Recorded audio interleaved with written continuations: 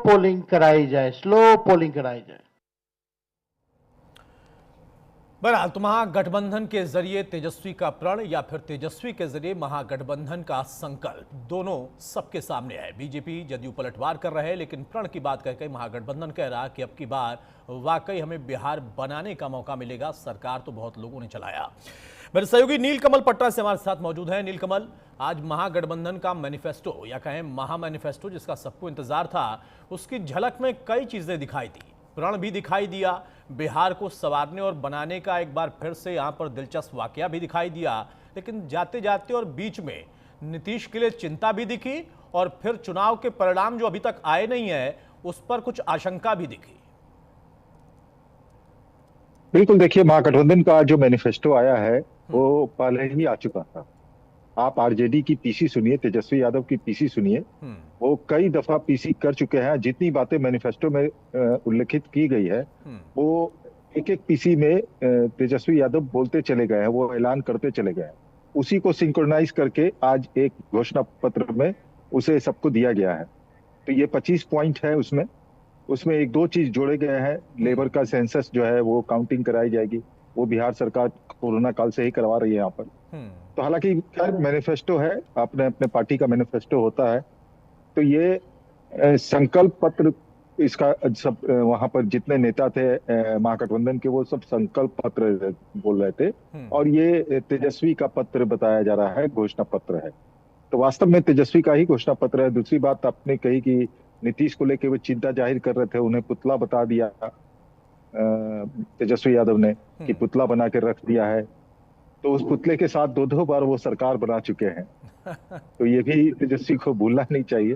हालांकि राजनीतिक है, राजनीति चुनाव का समय है, ये सब आरोप प्रत्यारोप चलते रहेंगे। तो तेजस्वी यादव, मैं ये कह रहा था कि तेजस्वी यादव जो है वो पूरी तरह से एक छत्र अपना चुनाव प्रचार अभियान में लगे हुए हैं। अब ये पूरी तरह से दिखने लगा है कि महागठबंधन के सभी घटक दल पर आरजेडी हावी है। आरजेडी जो कह रही है वही महागठबंधन के सारे घटक दल को सुनना पड़ रहा है और करना पड़ रहा है। आप देखिए कि शुरू से ही आरजेडी का यह कहना था कि तेजस्वी के नेतृत्व में 243 विधानसभा सीट जो है महागठबंधन लड़ेगी। वही हुआ। राहुल गांधी का नजर नहीं आ रहा है। हालांकि कल उनके मुजफ्फरपुर और दरभंगा में ज्वाइंट जनसभा को संबोधित करेंगे राहुल गांधी और तेजस्वी यादव। मुजफ्फरपुर में पहली सभा है, उसके बाद दरभंगा में दूसरी सभा है उनकी। तो राहुल गांधी कल से चुनावी कैंपेन में आ रहे हैं, लेकिन वहां भी डोमिनेंट देखिएगा कि तेजस्वी यादव का ही रहेगा। तेजस्वी यादव अकेले पूरा चुनाव प्रचार अभियान जो है वो संभाले हुए हैं, ताबड़तोड़ रैली कर रहे हैं।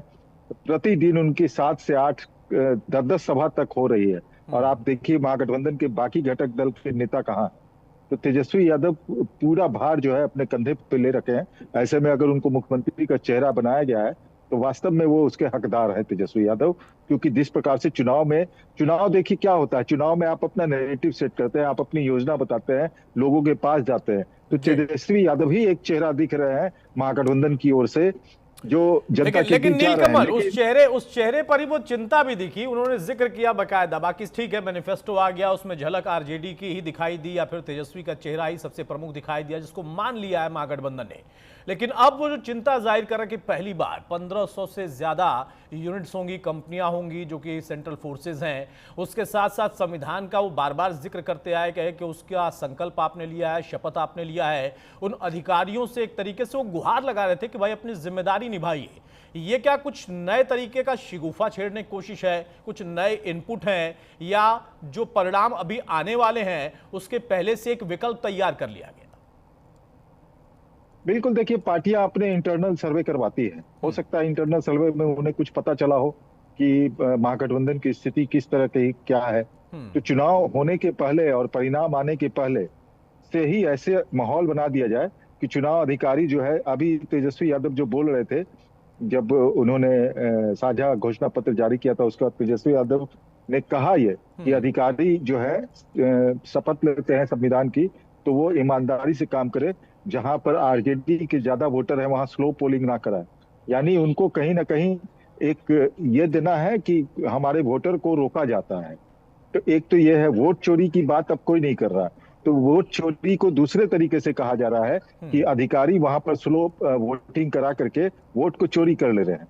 तो ये एक तरीका दूसरा हो गया कहने का। डायरेक्ट राहुल गांधी जैसे वोट चोरी का इल्जाम लगाया जाता है, उस तरह से ना बोल करके तेजस्वी यादव ने दूसरे रास्ता तरीके से बदला है। वोट हालांकि चोरी का इल्जाम एक लगाया। बार उन्होंने जरूर वोट चोरी का जिक्र किया था, लेकिन प्रमुखता से उन्होंने अधिकारियों का ही जिक्र किया और सेंट्रल फोर्सेस वहां पर हैं। लेकिन मोटा मोटा अगर हम देखें तो मैनिफेस्टो को लेकर उन्होंने इसे नाम दे दिया है कि ये प्रण है, संकल्प है। जो संकल्प अब तक बीजेपी लेती थी, अब वो महागठबंधन ने ले लिया है, आरजेडी ने ले लिया है। अनिल कबल हमारे साथ आप बने रहिए।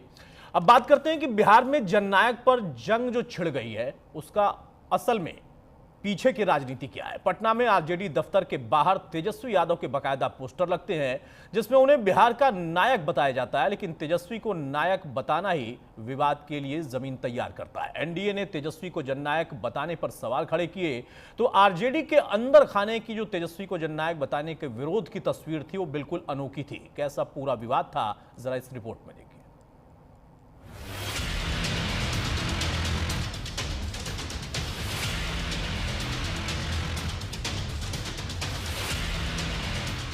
बिहार में तेजस्वी की रैली में उमड़ती भीड़ के बीच पटना में तेजस्वी को बिहार का नायक बताने वाला पोस्टर आरजेडी दफ्तर के बाहर लगा तो सियासी गलियारे का तापमान चढ़ने लगा। सवाल उठाए जाने लगे कि क्या तेजस्वी यादव बिहार के जननायक हो सकते हैं। तेजस्वी ने आखिर ऐसा क्या काम किया है जिससे उन्हें जननायक घोषित कर दिया जाए। ये सवाल खुद तेजस्वी के बड़े भाई यानी तेज प्रताप यादव ने ही खड़े कर दिए। में जिनका ऊपर में है सभी जननायक, कर्पूरी जी, लोहिया जी, अंबेडकर, महात्मा गांधी, ये लोग जननायक हैं। अब जनता क्या चाहती है? जो लोग जननायक बता रहे हैं, जननायक नहीं बताना चाहिए। लालू जी का राहुल गांधी पे और तेजस्वी जी के पे छत्र छाया है। छत्र छाया, एक मिनट रुकिए ना भाई। छत्र छाया हटा करके, जैसे मेरे ऊपर छत्र छाया नहीं है, हमारे ऊपर गरीब जनता का, बिहार की तमाम युवा का, नौजवान का छत्र छाया है, जिसको लेकर के हम आगे बढ़ रहे हैं। तो अपने बलबूते पे करके दिखाएंगे। एक और तेज प्रताप ने तेजस्वी के जननायक बताए जाने पर सवाल उठाए तो दूसरी ओर आरजेडी के महासचिव अब्दुल बारी सिद्दीकी ने भी तेजस्वी को जननायक मानने से इनकार कर दिया। अब्दुल बारी सिद्दीकी ने कहा, तेजस्वी को जननायक बनने में वक्त लगेगा, इसलिए समय लगेगा कि वो लालू की विरासत है, उनकी राजनीति पर खरा उतरने की कोशिश कर रहे हैं। मुझको लगता है कि आने वाले दिनों में लालू यादव और जननायक कर्पूरी ठाकुर के पद चिन्हों पर चलेंगे तो सब उन्हें जननायक कहेंगे। अब्दुल बारी सिद्दीकी के बयान ने तेजस्वी को जननायक की उपाधि दिए जाने पर पार्टी के अंदर ही मतभेद को जाहिर कर दिया। ऐसे में एनडीए के नेताओं को बैठे बिठाए तेजस्वी यादव को घेरने का मौका मिल गया। बिल्कुल ठीक कह रहे हैं भाई। जननायक की उपाधि आपको लेने का ऐसा शौक है तो ऐसे कर्म भी तो कीजिए। क्या आपने ऐसे कर्म किए कि आपको जननायक की उपाधि मिलेगी? आपके परिवार के 2-2 सदस्य बिहार के मुख्यमंत्री बन के रह गए, उनको तो आज तक ये उपाधि दी नहीं गई क्योंकि जंगल राज उनके साथ जुड़ गया था। उपाधि मिली तो जंगल राज की उनको मिली। आपने क्या ऐसे कर्म किए भैया कि आपको जननायक की आपको उपाधि दी जाएगी? जननायक हमारे एक से एक महापुरुष बिहार से जो रहे, उनकी ये भूमिका रही है। लोहिया जी हो, कर्पूरी जी हो, जयप्रकाश जी हो, इन लोगों के नाम के आगे ये उपाधि जुड़ती है। पोस्टर तो लगता ही रहता है। पोस्टर तो अपना ही, जब पोस्टर बनवाना है, अपने पोस्टर लगवाना है तो कौन रोके हुए? 20 साल से आप प्रयास नहीं कर रहे थे? आप 20 साल से प्रयास कर रहे हैं तो हर बार पोस्टर लगवाते हैं। बिहार की जनता आपको नकार देती है इसलिए कि आप उसके लायक नहीं है, आपका परिवार उसके लायक नहीं है, आप बिहार की सत्ता नहीं चला सकते। बिहार विधानसभा चुनाव के बीच तेजस्वी को जननायक बताने पर एनडीए के नेता सवाल खड़े कर रहे हैं, आरजेडी पर तीखा प्रहार कर रहे हैं। हालांकि इन सब के बीच सवाल आरजेडी महासचिव अब्दुल बारी सिद्दीकी के बयान को लेकर खड़े हो रहे हैं। सवाल है कि तेजस्वी को जननायक बताए जाने पर क्या आरजेडी के अंदर ही मतभेद पैदा हो गया है? क्या तेजस्वी को लेकर आरजेडी दो गुटों में बंट गई है। Bureau report, news India.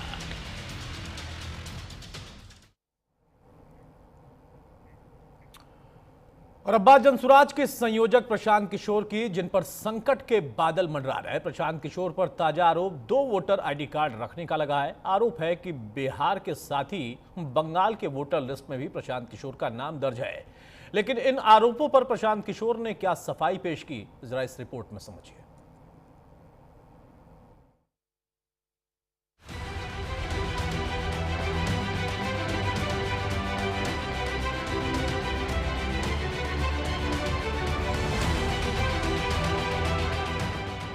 Bihar के शहर शहर, गांव गांव, गली गली घूमकर प्रशांत किशोर नीतीश कुमार को घेर रहे थे।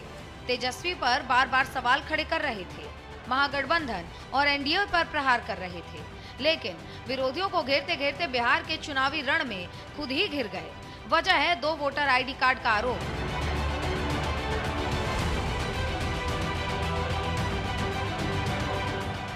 जो कि जनसुराज के संयोजक प्रशांत किशोर पर है। 2 वोटर आईडी कार्ड रखने का आरोप है। प्रशांत किशोर का नाम 2 राज्य यानी कि पश्चिम बंगाल और बिहार की वोटर लिस्ट में दर्ज पाया गया। प्रशांत किशोर का नाम पश्चिम बंगाल के भवानीपुर विधानसभा क्षेत्र के वोटर लिस्ट में है, जबकि बिहार के रोहतास जिले में भी स्थित कोनार गांव की वोटर लिस्ट में उनका नाम दर्ज है।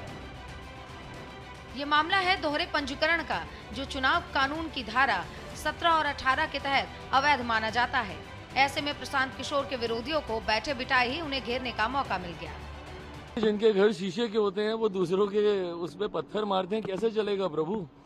आपके खुद के जब 2-2 आईडी हैं और आप दूसरों के ऊपर आप सवाल उठाते हैं, दूसरों की आप सो कॉल्ड पोल खोल करने का आप काम करते हैं, जबकि आपका खुद इस तरीके का आपके ड्यूअल वोटरशिप का मामला आपका सामने आ रहा है। 2-2 जगह आपने अपने वोटर आईडीज आपने बना रखे हैं, जो कि कतई उचित नहीं है। हम तो कह रहे हैं कि फर्जी आदमी है। दुनिया का सबसे बड़ा नटवर लाल है। इससे बड़ा न कोई फर्जी है, न नटवर लाल है और न कोई फ्रॉड है। बिहार में चुनाव से ठीक पहले 2 वोटर आईडी विवाद ने प्रशांत किशोर की मुश्किलें बढ़ा दी हैं। 2 वोटर आईडी कार्ड रखने पर चुनाव आयोग ने उन्हें नोटिस जारी कर जवाब मांगा, तो सफाई देने के लिए जनसुराज के संयोजक सामने आए और दावा किया कि पहले वो बंगाल के वोटर थे, लेकिन अब बिहार के कोनार गांव की वोटर लिस्ट में उनका नाम दर्ज है। भाई मैं अपने गृह क्षेत्र करघर से, अपने गांव कोनार से मैं वोटर हूं। वहां 2019 से वोटर हूं। बीच में 2 साल मैं जब कलकत्ता में था तो मैं वहां पर मैंने वोटर आईडी बनाया था। उसके बाद 2019 के बाद से 2021 के बाद से मैं अपना वोटर आईडी मेरा करघर का है, इलेक्शन कमीशन ने दिया है। अभी इलेक्शन कमीशन ने कहा एसआईआर किए हैं, तो एसआईआर के बाद भी तो मेरा नाम यहीं पर है। तो अगर वो कह रहे हैं कि दूसरे जगह भी मेरा नाम है, तब तो पूरा एसआईआर क्यों करके सबको परेशान कर रहे थे? भाई आपने खुद से जांचा, खुद से देखा, जो इपिक नंबर है उसके आधार पर करघर विधानसभा क्षेत्र के कोनार गांव में मेरा रजिस्ट्रेशन है। अब इलेक्शन कमीशन झूठ मूठ का इस पर कोई नोटिस जारी करेगा, उससे कोई लेना देना नहीं है। 2 वोटर आईडी के आरोप पर प्रशांत किशोर ने अपनी सफाई पेश की, लेकिन अब चुनाव आयोग को जवाब देना है और ये भी देखना होगा कि प्रशांत किशोर के जवाब से चुनाव आयोग कितना संतुष्ट है। Bureau report, news India. चलिए, नीलकमल हमारे साथ लगातार बने। नीलकमल, छोटे छोटे रिएक्शन चाहेंगे सबसे पहले इसी रिपोर्ट पर कि जो 2 जगहों पर नाम है, उल्टा प्रशांत कह रहे हैं कि फिर एसआईआर क्यों कराया? क्या उल्टा पड़ रहा है मामला? जल्दबाजी हो गई यहाँ पर बीजेपी या जदयू का सवाल उठाना, या फिर इसमें कहीं से फंसते दिख रहे हैं? नहीं, देखिए, प्रशांत किशोर का यह कहना है कि एसआईआर जब कराया गया है तो उनका नाम कट जाना चाहिए था। कैसे कट जाता? आप सूचना तो देते। दूसरे राज्य में तो हुआ नहीं है, बंगाल में अभी एसआईआर हुआ नहीं है, बंगाल का है नहीं उनके पास, और इनका ईपिक नंबर भी दूसरा होगा पश्चिम बंगाल का, तो एक ईपिक नंबर से 2 जगह तो होंगे नहीं, तो उनका कैसे कट सकता था? उनको अगर मालूम था कि मेरा 2 जगह ईपिक बना हुआ है, 2 जगह के हम वोटर है, तो उन्हें खुद ही, वो इतने बड़े पॉलिटिकल पार्टी के ये रह चुके हैं, उनको चला चुके हैं, उनको सीएम बना चुके हैं, खुद कहते हैं कि हम तो सीएम बनाते हैं, तो इनको इतना भी तो नॉलेज होगा ही ना कि जहां पे 2 ईपिक है, अगर मेरे पास नीलकमल के पास 2 ईपिक है, एक यहाँ का है और एक मान लीजिए दिल्ली का है, तो हमको सूचना देनी है ना। नीलकमल सूचना देगा चुनाव आयोग को कि ये निर्वाचन आयोग को कि मेरा बिहार में भी एक इपिक है और एक दिल्ली में भी है, तो दिल्ली वाला मेरा निरस्त कर दिया जाए। ये सूचना तो मेरे को देनी है। तो यही काम तो प्रशांत किशोर को करना था। अब वो SIR पे चले जा रहे हैं कि SIR जब किया है तो ये, तो आप अगर मान लीजिए कि किसी का भी है तो वो सूचना तो देगा ना कम से कम कि 2 जगह मेरे इपिक है। तो इसमें प्रशांत किशोर को जवाब जब देंगे तो निर्वाचन आयोग संतुष्ट होता है कि नहीं, उस पर यह भी देखना होगा। 3 दिन का समय है, वो कानूनी सलाह जरूर लेंगे इस पर। प्रशांत किशोर उनके कानूनी सलाहकार भी रहते हैं साथ में, वो कानूनी सलाह जरूर लेंगे।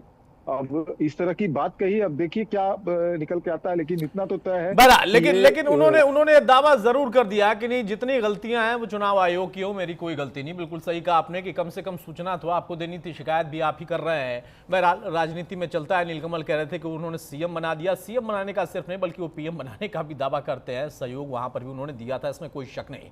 बहुत शुक्रिया नीलकमल हमारे साथ जुड़ने के लिए। तो कुल मिलाकर बिहार की सियासत